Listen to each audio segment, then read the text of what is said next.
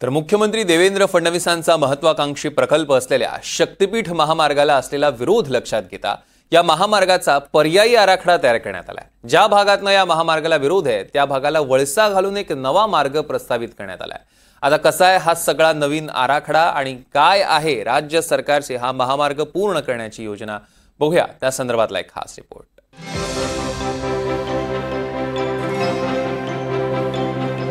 वर्धा जिल्ह्यातील पवनार ते सिंधुदुर्ग जिल्ह्यातील पात्रा देवीपर्यंत तयार होत असलेल्या नागपूर गोवा प्रस्तावित शक्तीपीठ महामार्गाचा नवा आराखडा तयार करण्यात आलाय। सांगली आणि कोल्हापूर जिल्ह्यातून होत असलेला विरोध लक्षात घेता शक्तीपीठच्या मूळ आराखड्यासोबतच आणखी 2 पर्यायी आराखडे तयार करण्यात आले। तसंच महाराष्ट्र राज्य रस्ते विकास महामंडळ म्हणजेच MSRDC ने या नव्या आराखड्यांसह शक्तीपीठ महामार्गाचा नवा प्रस्ताव केंद्रीय पर्यावरण विभागाकडे मंजुरीसाठी पाठवलाय। ही जे लाल रेष दिसते आहे ही एक अलाइनमेंट आहे आणि याच्या पुढे काही ठिकाणी 2 अलाइनमेंट टाकण्यात आलेले आहे, म्हणजे त्या पर्यायी अलाइनमेंट्स आहे। म्हणजे काही ठिकाणी जर अडचण निर्माण झाली तर ती पर्यायी या ठिकाणची अलाइनमेंट आहे। MSRDC ने पर्यावरण विभागाच्या परवानगीसाठी सादर केलेल्या पहिल्या आराखड्यानुसार एकूण 802 किलोमीटरच्या संपूर्ण शक्तीपीठ महामार्गापैकी तब्बल 324.55 किलोमीटर लांबीचा महामार्ग कोल्हापूर, सांगली आणि सोलापूर या जिल्ह्यातून जाणार आहे। त्यासाठी या तिन्ही जिल्ह्यातनं 3970 हेक्टर जमीन संपादित केली जाणार असून त्यासाठीचा एकूण खर्च हा 21,582 कोटी रुपये इतका असेल। दुसऱ्या प्रारूपानुसार कोल्हापूर, सांगली आणि सोलापूर जिल्ह्यातनं जाणारा महामार्ग हा 306 किलोमीटर लांबीचा असून 3,682 हेक्टर जमिनीच्या संपादनासाठी एकूण 20,362 कोटी रुपयांचा खर्च अपेक्षित आहे। तर तिसऱ्या प्रारूपानुसार सोलापूर, सांगली आणि कोल्हापूर जिल्ह्यातनं 305 किलोमीटर लांबीचा महामार्ग उभारला जाईल। त्यासाठी 3,672 हेक्टर जमीन लागेल आणि त्यासाठी 20,295 कोटींचा खर्च अपेक्षित आहे। नव्या प्रारूपानुसार या महामार्गासाठी पश्चिम महाराष्ट्रातील सोलापूर, सांगली आणि कोल्हापूर या 3 जिल्ह्यातील 161 गावांमधली जमीन अधिगृहीत केली जाणार असून एकट्या कोल्हापूर जिल्ह्यातील 61 गावांमधनं हा महामार्ग जाणार आहे। एकीकडे सरकारनं हा महामार्ग कोणत्याही परिस्थितीत बांधण्याचा चंग बांधला असला तरीही शक्तीपीठ महामार्गाला काही ठिकाणच्या शेतकऱ्यांचा असलेला विरोध हा लपून राहिलेला नाही। या विरोधात अजूनही आंदोलनं होत आहेत, पण काही जिल्ह्यांमध्ये मात्र शेतकऱ्यांनी महामार्गाच्या समर्थनार्थ मोर्चे काढले। म्हणजे आमच्या शक्तीपीठाची काही गरज नसताना विनाकारण बागायती जमिनी चालल्यात। आमचा पाण्याचा बेल्ट आहे, मांजराचा बेल्ट आहे आणि बऱ्यापैकी उत्पन्न देणाऱ्या जमिनी, एवढ्या जमिनी काही पुन्हा मिळणार नाहीत आणि काही फायदा होणार नाही शेतकऱ्याचाही। म्हणून ह्या रस्त्याला विरोध आहे आमचा। शक्तीपीठ महामार्गाच्या बद्दल सांगायचं तर शक्तीपीठ महामार्ग हा जरूर झाला पाहिजे, कारण महाराष्ट्रातील सर्व जिल्ह्यांना जोडणाऱ्या, स्पेशली नांदेड, यवतमाळ या जिल्ह्यांना जोडणारा हा जो मार्ग आहे हा मार्ग जरूर झाला पाहिजे, कारण याच्या माध्यमातून शेतकऱ्यांची, छोट्या उद्योगांची सर्वांना माहिती होईल आणि त्यांचा माल कुठेतरी देशाच्या कानाकोपऱ्यात पोहोचण्यासाठी हा मार्ग खूप मदत करेल।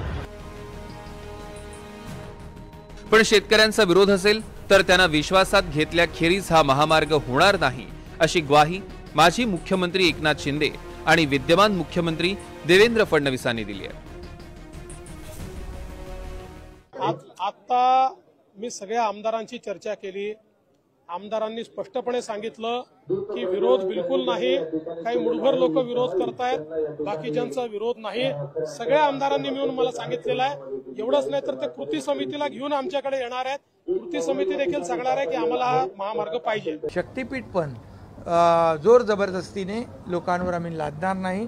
खरं म्हणजे शक्तीपीठाच्या माध्यमातून मराठवाड्यातल्या अनेक जिल्ह्यांना विकासाकडे घेऊन जाणारा शक्तीपीठ आहे। त्यामुळे काही ठिकाणी विरोध असेल तर त्यांच्याशी लोकांची सविस्तर चर्चा होईल।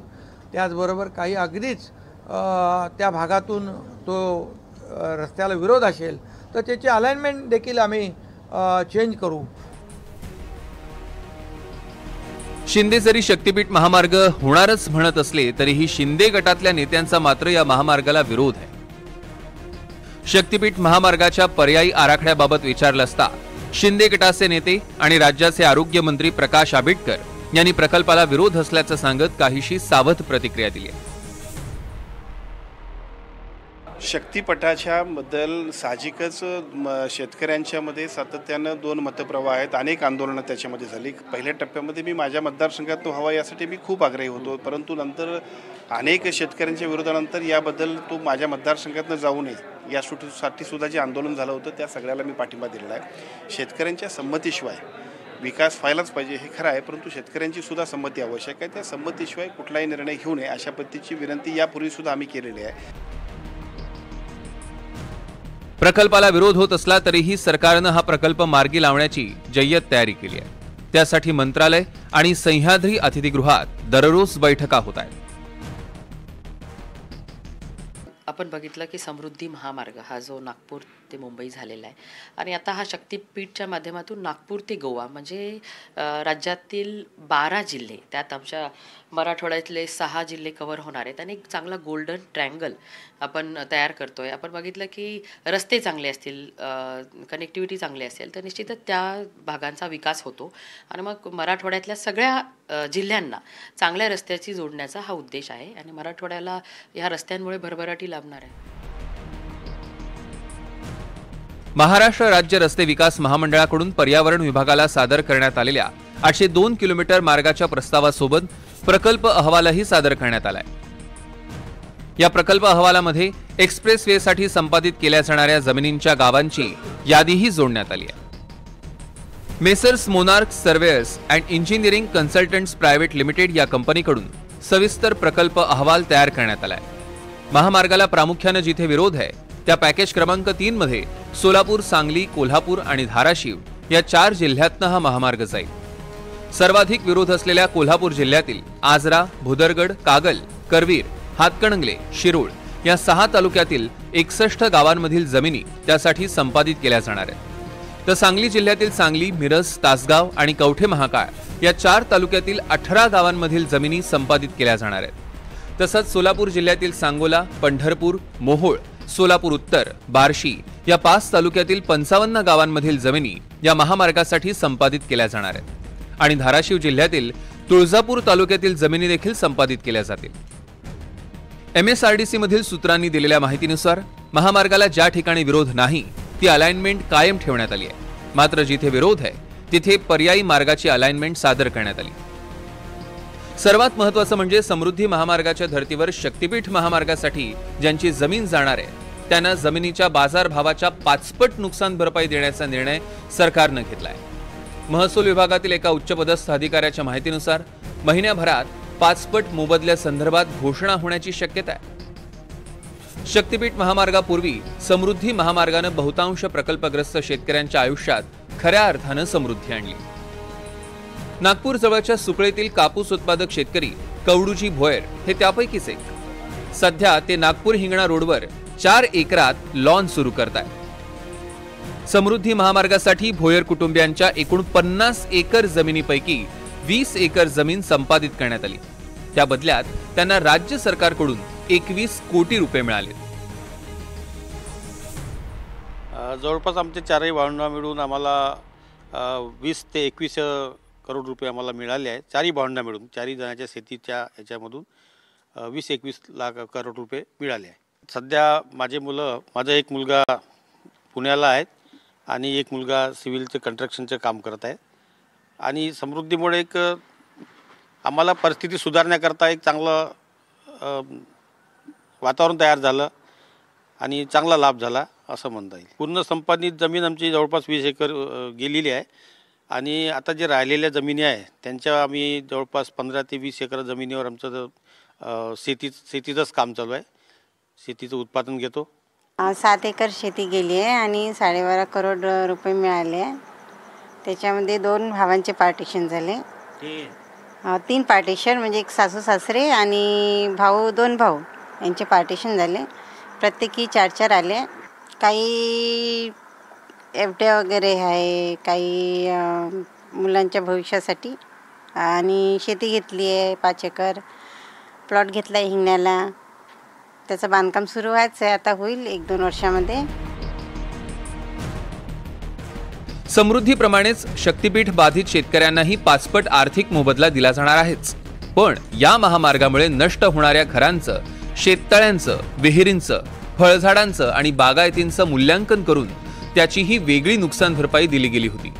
तीच पद्धत शक्तीपीठच्या भूसंपादनासाठी वापरली जाणार आहे।